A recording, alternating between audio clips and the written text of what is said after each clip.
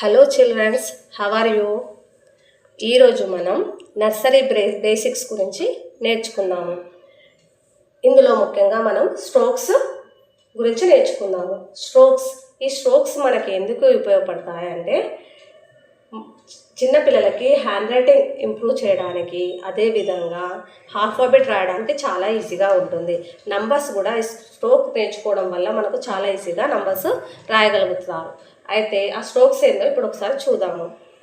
Strokes first standing line.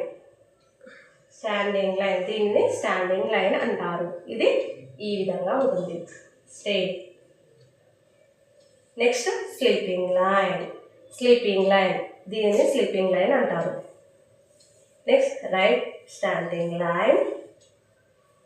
This is left standing line.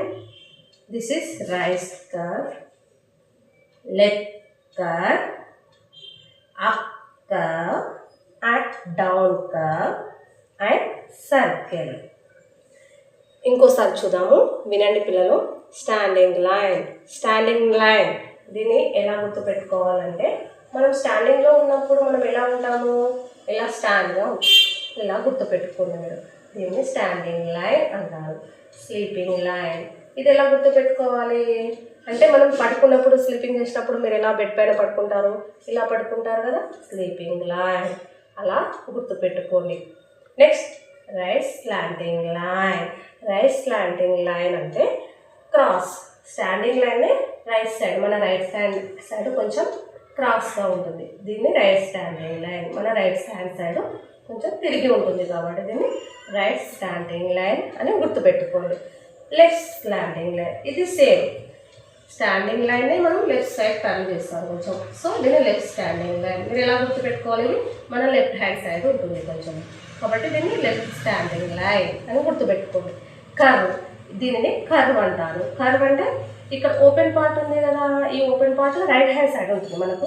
మనకి right hand side ఉంటుంది, so దీన్ని right curve అంటారు. Right hand side open ఉంటుంది కాబట్టి right curve అంటారు. అదేవిధంగా లెఫ్ట్ కర్వ్. ఓపెన్ పార్ట్ ఎక్కడ ఎట్ సైడ్ ఉంటుంది, ఓపెన్ పార్ట్ మన లెఫ్ట్ హ్యాండ్ సైడ్ ఓపెన్ ఉంటుంది కాబట్టి దీన్ని లెఫ్ట్ కర్వ్ అంటారు. అప్ కర్వ్ సేమ్, దీనికి కర్వ్ అంటారు. అప్ కర్వ్ అంటే ఓపెన్ పార్ట్ అనేది అప్ సైడ్ ఉంటుంది కాబట్టి దీన్ని అప్ కర్వ్ అని అంటారు. డౌన్ కర్వ్, ఇది ఓపెన్ పార్ట్స్ అనేది డౌన్ సైడ్ ఉంటాయి కాబట్టి డౌన్ కర్వ్ అంటారు. నెక్స్ట్ సర్కిల్ అంటే తెలుస్తా, జీరో సేమ్ సర్కిల్. ఇంకోసారి చూద్దాం children. Standing line, sleeping line, right slanting line, left slanting line, right curve, left curve, up curve, down curve, circle. Childrens, ఈ strokes నేర్చుకోవడం వల్ల మనకి హ్యాండ్ రైటింగ్ ఇంప్రూవ్ అవుతుంది. అదేవిధంగా ఆల్ఫాబెట్స్ రాయడానికి చాలా ఈజీగా ఉంటుంది. ఏబిసి లెటర్ రాయడం చాలా ఈజీగా రాయొచ్చు. దీంతోపాటు నంబర్స్ కూడా మనం ఈజీగా రాయొచ్చు. ఒకసారి చూద్దాం అది ఎలా రాస్తాము. ఇప్పుడు ఏ లెటర్ రాయాలనుకోండి, మనం ఎలా రాస్తాము, ఇలా రాస్తాం కదా ఏ. దాన్ని మనం ఈ స్ట్రోక్స్ చేసి ఎలా రాయొచ్చు అంటే ఇలా రాయొచ్చు. Right slanting line and again left slanting line and sleeping line. ఈ విధంగా మనం స్ట్రోక్ లెటర్స్ రాయొచ్చు. ఇప్పుడు బి లెటర్ చూద్దాం చూడండి ఎలా రాయొచ్చు. B letter first you should write standing line and put the dot in middle and write left curve and again left curve. This is B letter. C letter same, right curve is same C letter, so write C letter. Easy అయిపోయింది కదా, right curve. This is called C letter.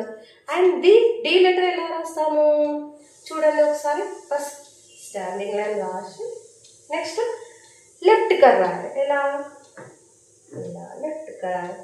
D letter అయిపోయింది. ఈ letter రాయడం ఎలా అంటే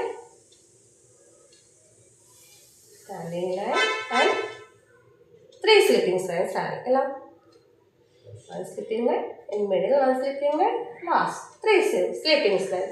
ఇలా ఏ letter ఈజీగా రాయొచ్చు.